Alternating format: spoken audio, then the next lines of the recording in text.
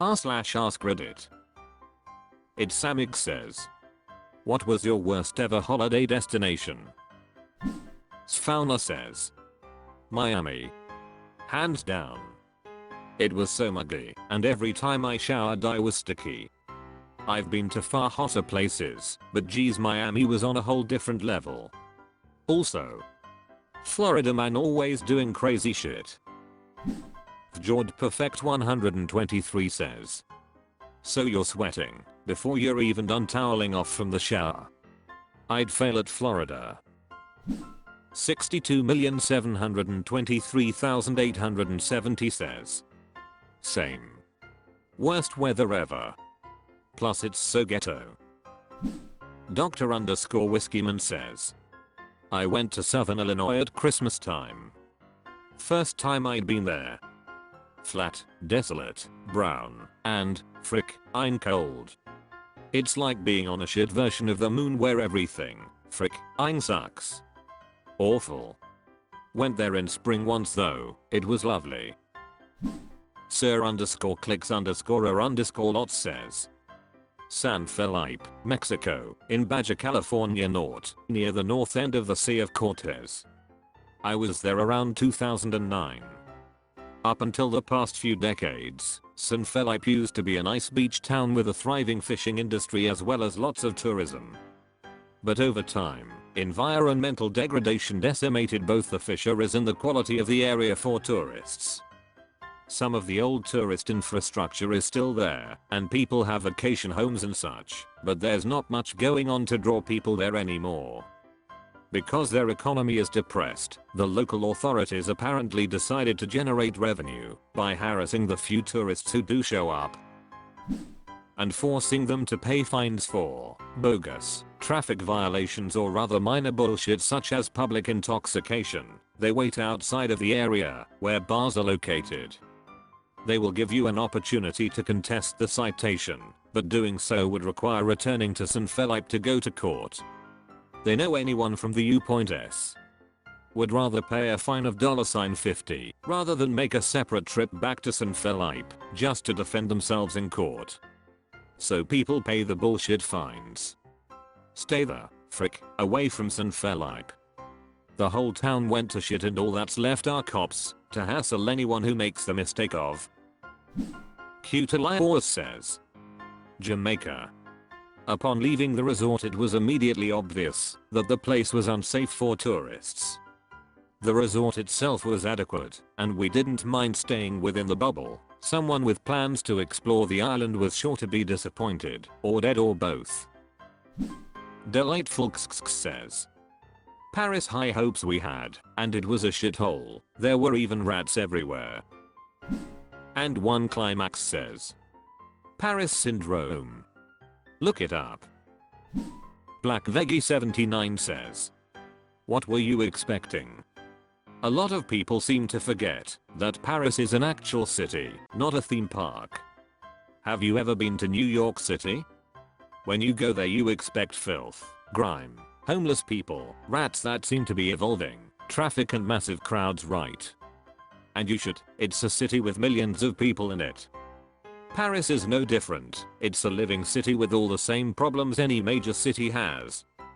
Just with better architecture. If you go there expecting a real city, you'll have a great time.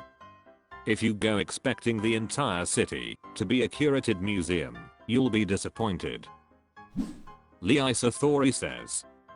I read this a statutory holiday and my response is my parents' place, because my soul leaves me a bit every time I visit due to us just being different people and them not understanding, respecting or valuing me as an individual. Born to sweet_delight says. Belgium. Just passing through, but the people were thoroughly unhelpful, even though I speak French. And a bunch of African migrants followed us around waiting for us to put our luggage down. From _the_east says. If you're in the Flanders part of Belgium, then don't speak French, but stay with English. Belgium has an unwritten rule whereby the Flemish and the French-speaking Belgians don't like each other. So this is why you got ignored. Inconvenient_bonus says. I've been all over Belgium, and in my experience, the further from Brussels you are, the nicer the people. Bronco 4bay says. Egypt. The historical sites are amazing. The rest, not. Zesticlosger 5683 says. Mogadishu. It's not what it used to be. Zmutus says. That's the capital city of Somalia, right? Why were you there? Somalia has a level 4 travel advisory saying, do not travel RN. r/AskReddit. Zersit_ says. Banana flavored foods taste like an extinct banana that no longer grows, thus preserving the flavor. What other tastes and smells should be preserved or replicated now so that future generations can experience it? Undead_gamer_guy says. Not the question, but banana flavor is actually based on Gros Michel bananas. Sleep the projectionist says. Technically they aren't extinct. They are still produced in small numbers and can be a pain to grow, but you can still buy Gros Michels if you don't mind paying through the nose for them. Singly RNC 143 says. You can still buy Gros Michels if you don't mind paying through the nose for them. A banana, Gros Michel, how much could it cost? $10? More? Serious question, how much are we talking? I'd love to try one. Zersit_ says. My vote is on a real petrichor smell. Not overly perfumey one, but an honest to God recreation of that fresh rain smell. Who knows how often people will smell that in the distant future, and we seem to be at a perfect time in history to bottle that smell up for them. VR_is_magic says. Gros Michel bananas are not extinct, you can still buy them today. You can even buy the tree and grow them yourself. They just lost a ton of the crops a few decades ago due to fungal infections, which resulted in the modern day banana, Cavendish, being grown far more. Crazily, it seems like another type of fungal infection is currently affecting the Cavendish banana farms. So in a few decades even those may end up being scarce. SBR0Kets says. The bitter taste of the original Brussels sprouts. People need to know how good they have it now. Liberal_Texan says. Banana flavor was based on the Gros Michel banana, which is very much not extinct. It did get hit by a disease though that knocked it out of mass production for grocery stores.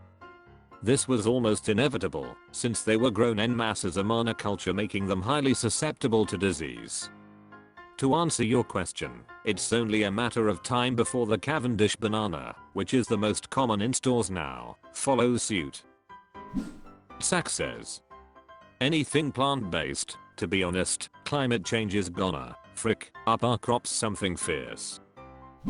Abvialvul5595 says. Peaches. Wolfthig says. I heard, correct me if I'm wrong, that the taste of strawberry cannot really be created in a lab. Informal_document_47 says. Elderflower for sure. Angry_guppy says. The taste of a Nintendo Switch cartridge. Ordinary_widget says. Strawberry and raspberry. Apartain Mipant says. Artificial raspberry flavor should go back to being taken from the anal gland of a beaver. QRBRRBL says. Link/Ax Africa. Jim_Da_alien says. Cinnamon rolls. Sylphquake says. Freshly baked bread from a traditional bakery. Happy and I out now_it says. Vanilla. Enisuki says. Unfortunately bookstores and libraries are in a serious decline. The smell of old books is my absolute favorite smell in the world. I'm a librarian. As books/paper age, the lignin from the wood starts to break down and releases that scent. I think it's kind of a cross between vanilla and fresh cut grass. People have been trying to replicate it for a while now. I've bought several different candles and perfumes that claim to smell like books, but no luck yet. Sad Flight 5139 says, pizza with extra cheese. Let's preserve that cheesy goodness for generations to come. Fork Shirt Up says, civet coffee. Anons Chai says, D's.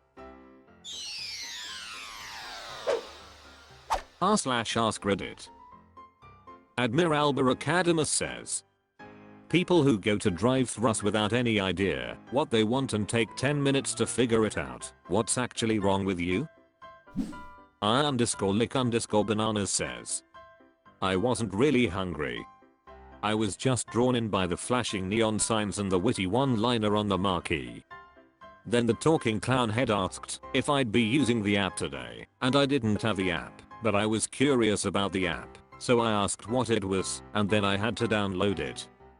So I downloaded it, made an account, but it's asking me to verify my phone with some number, but I'm not getting the text. I've pushed the button for at least 10 times now but no text. Wait, there it is. Crap, now there's 10 numbers. Which one do I put in? Okay. I've got it. Now it wants a credit card number. Can't I just pay in cash? Oh, alright. I'll just have a small vanilla cone. Your ice cream machine is broke. Kitchen_place 150 says, to me this is exactly the same as the shopping cart test. Anyone who sits at the drive-thru wasting the time of the people behind them is obviously an inconsiderate person who thinks of themselves as the main character in life. You can see that evidenced below by the truly pathetic way some of them are trying to argue at me. No one is expecting you to be intimately familiar with every fast food menu. But the drive-thru is specifically meant for convenience and speed. Not only are the people behind you expecting to get in and out, but the people working there are tracked and rated based on how fast they get customers through the drive-thru. Sitting there and waiting, s things up for everyone.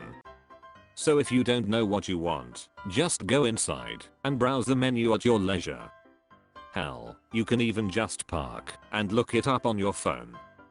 There's so many ways of handling this without assuming only your needs matter. Blazing Fist says, maybe if the restaurants posted the menu in multiple places in the car line prior to the ordering spot, people could figure out their order while waiting in line instead of just getting to see it as soon as the attendant asks what you want. EMF15Q says, nobody wants fast food, so if you're pulling into a certain place it's because they have what you're most likely craving. Get you chicken nuggets or Big Mac and move on. It's not that difficult. The better question is people who order for their entire neighborhood and extended family at a drive-thru when I just want an iced coffee. What's wrong with you? Waffle House EF Payne says, this makes me so angry. If I'm going somewhere new, I look up the menu before I drive there so I don't waste everybody else's time. Drive-thrus are meant specifically to be fast. If you don't know what you want, when you pull up you missed the point of a drive-thru. Car Mission Orc 9233 says, I especially don't like being behind in sub or a van. Not always, but they often are ordering for practically an army. Rizzle 626 says, I mean, you don't expect people at a restaurant to know what they want immediately. Sometimes someone needs to look at the menu and that's okay. Yes, drive-thrus are for speed, but they are also for convenience. They're paying the same as you are. You aren't special just because you already know what you want. Scorpio Babe says, always wondering this too. Nilderic says, they are taking a break from returning 30 lottery tickets that they never checked, using the winners to buy more tickets, which they then scratch off at the counter and immediately redeem for more tickets. All the while you want to just pay for your $40 in gas and a bottle of Coke. Sophie Peach 774 says, and if you're ordering for more than 3 people or you are at all stoned, PLS consider going inside. Voodoo 69,692,001 says, "This is why I order from the app." Alcabane 1967 says, "I hate those people, like WTF, you never been to McDonald's before." Stealthy_wolf says, "Ready to order. Pull up to the box. Then hear crosstalk from another channel asking to order, start on order. Then get the actual staff asking.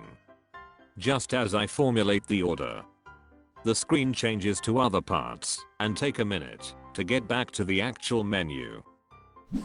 Key Childhood 3438 says, "Just remember, next time bring a snack while you figure it out." Ultimate to Throwaway Num says, "Usually it's to check out the prices and decide the best way to get what I and my passengers want at a reasonable price." I'm sure many of the same people in this thread will also agree fast food prices have gone up a stupid amount. Also, I figure the 10 minutes is hyperbole, but if not, no, I don't take 10 minutes to do it. Also ups to Blazinfest's comment as well. Better menu placement would help the situation. Edit, it's mostly about how the prices can vary between locations. Grinch43 says, "Calm down fatty, you'll get your supersized meal when you get it." Appropriate Battle 32 says, "Along a similar vein, I was in a KFC years ago and saw a 50-ish man spend 5 minutes looking at the menu while they handled another customer. 3 of us in the store, and this was a KFC before pot pie. Not a KFC/tackable, so menu was limited to regular or extra crispy and meals. Guy spent the time in front of me studying the menu before saying what's good here. WTF. I've heard similar things from Karens who spend their time talking and not looking at the menu. Never from a guy studying the menu."